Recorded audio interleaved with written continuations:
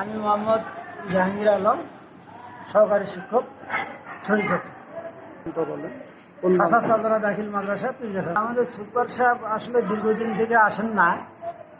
তো এক্ষেত্রে না আসার পিছিয়ে কারণ হলো আমাদের ছাত্রছাত্রীদের কাছে উনি কিছু অনিয়মিতভাবে বোর্ডের নির্দেশ ছাড়া কিছু ফি আদায় করছেন।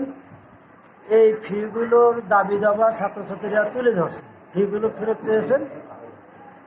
এই নিরিখে বাচ্চা কাচ্চারা আন্দোলন করে, পরে আমরা শিক্ষক মহোদয় এবং আরও দুই একজন গণ্যমান্য ব্যক্তি সহ বাচ্চা কাচ্চাকে বুঝিয়ে ক্লাসে নিয়ে আসি, ক্লাস পুনরায় শুরু করি। পরবর্তীতে সুপার সাহেব আসেন, এসে ছাত্রছাত্রীদের অভিযোগ এবং দাবি দাবা শোনার পরিপ্রেক্ষিতে উনি বাচ্চা কাচ্চার কাছে ক্ষমা প্রার্থী হয়ে বাচ্চা কাচ্চার দাবি দাবা মেনে নিয়ে বাচ্চা কাচ্চার যে অনিয়মিত ফিগুলো নিয়েছেন সেগুলো ফেরত দেওয়ার সিদ্ধান্ত হয় এবং উনি ফেরত দিতে চেয়েছেন। এই ফেরত দেওয়ার যে সিদ্ধান্তটি হয়েছে, উনি সেই দিন থেকে আর মাদ্রাসায় আসেনও না। এই টাকাগুলো অনিয়মিত যে ফিগুলো উনি আদায় করছেন, এই ফিগুলো উনি দেনও না। বাচ্চা কাচ্চারা সেই দিন থেকে আমাদের সঙ্গে মতামত করে আসছে এবং বাচ্চা কাচ্চারা খুবই একটা বিশৃঙ্খলার মধ্য দিয়ে দিন পার করতেছে। আমরাও এই বিশৃঙ্খলার মধ্যে এখন জরাজীর্ণ অবস্থায় আছি।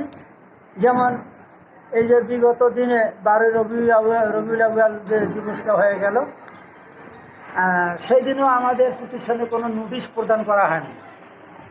আমরা সহযোগীদেরকেও অনেকবার বলছি যে এটা ধর্মীয় প্রোগ্রাম এবং সরকারের একটা নির্দেশ আছে এটা উদ্যাপন করার জন্য। এটা আমরা অনেক বলছি সহযোগীকে, উনিও এটা কোনো কর্ণপাত করেননি এবং কোনো নোটিশও প্রদান করেননি। তারপরে যে সুপার না আসার কারণে এখন এই যে বাচ্চা কাচ্চার যে আবার রেজিস্ট্রেশনের সময় এসে গেছে, এই রেজিস্ট্রেশনটাও এখন আমরা ওনার অনুমতি ছাড়া করতে পারছি না। ওনার অনুমতি ছাড়া এবং উনি এককভাবে যত কাজ আছে, যত ফি যে আদায় করা হয়, কিছু ফি আছে ছাত্রছাত্রীদের ফিগুলো ক্লাস টিচারে আদায় করে, কিন্তু উনি এই দায়িত্বগুলো কোনো শিক্ষককে দেন না, নিজে আদায় করেন। এই নিজে আদায় করেন এখানে স্পষ্ট আমরা যেটা ছাত্রছাত্রীদের কাছে প্রমাণ পেলাম যে উনি অতিরিক্ত কিছু ফি অনিয়মিতভাবে বোর্ডের নির্দেশ ছাড়াই আদায় করছেন।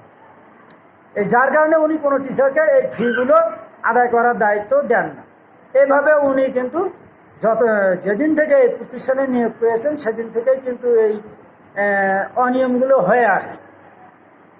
এই অনিয়মগুলো সুরাহার জন্য আমরা ওনাকে নিয়ে বসছিলাম সকল শিক্ষক, যে হুজুর অতীত যা হবার হয়ে গেছে, আমরা এই অদ্যদিন থেকে আমরা প্রতিষ্ঠানটা সুশৃঙ্খল পরিবেশে স্বচ্ছতার সহিত নিয়ে আসি। যাবতীয় যে হিসাবাদি আছে আপনি এগুলো স্বচ্ছতা নিয়ে আসেন। আপনি আয় করছেন, ব্যয় করছেন, কিভাবে এই অদ্যদিন থেকে স্বচ্ছতায় আসা যায়, সবাই মিলেমিশে প্রতিষ্ঠানটা চালাই। প্রতিষ্ঠানটা এবং ছাত্রছাত্রীর মঙ্গলের জন্য যে পদক্ষেপ নেওয়া দরকার আমরা সেই পদক্ষেপগুলো নিই।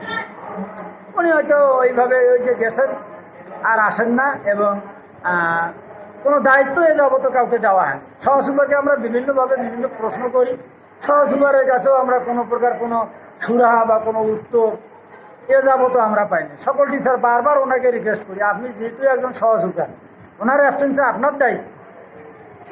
কিন্তু সহসুপার ইনি এমন একটা অবস্থান দেখান যে উনি প্রশাসনিক যে কাঠামো সে সম্পর্কে একেবারে অনভিজ্ঞ, উনি কিছুই জানেন। সুপার যে আসেন না, আমরা সহসুপারকে দীর্ঘদিন থেকে বলে আসছি যে উনি যে আসতেছেন না, কোনো লিখিত ডকুমেন্টও নাই, এতে কিন্তু আপনিও বিপদে পড়বেন, আমরা শিক্ষকরাও বিপদে পড়ব। তা আমরা বিপদে পড়তেও চাই না, বাচ্চা কাচ্চার কোনো ক্ষতিও চাই না। প্রতিষ্ঠানও ভালো থাক, বাচ্চা কাচ্চাও ভালো থাক। তো আপনি এক কাজ করেন, আপনি এই বিষয়টা টিউনো মহোদয়কে জানান, যেহেতু উনি এখন আমাদের সভাপতি, ওনাকে জানান, আমরাও আপনার সঙ্গে স্বাক্ষর করে দেবো, আমরাও যাব। তা এই মতো অবস্থা আজ কয়েকদিন থেকে আমাদের এই আলোচনা চলতে চলতে আমরা আজকে সিদ্ধান্ত নিয়েছি যে আজকে এই আবেদনপত্রগুলো আমরা লিখে নিয়ে আসছি যে উনি কেন আসেন না সে বিষয়ে আমরা আর কি আবেদনপত্র লিখে নিয়ে আসছি। এখন আমরা সবাই স্বাক্ষর করব এবং আজকে আমরা সবাই যায়া টিউনো অফিসে টিউনো মহোদয়কে এই আমাদের প্রতিষ্ঠানের সমস্যা সম্পর্কে অবহিত করব। ধন্যবাদ।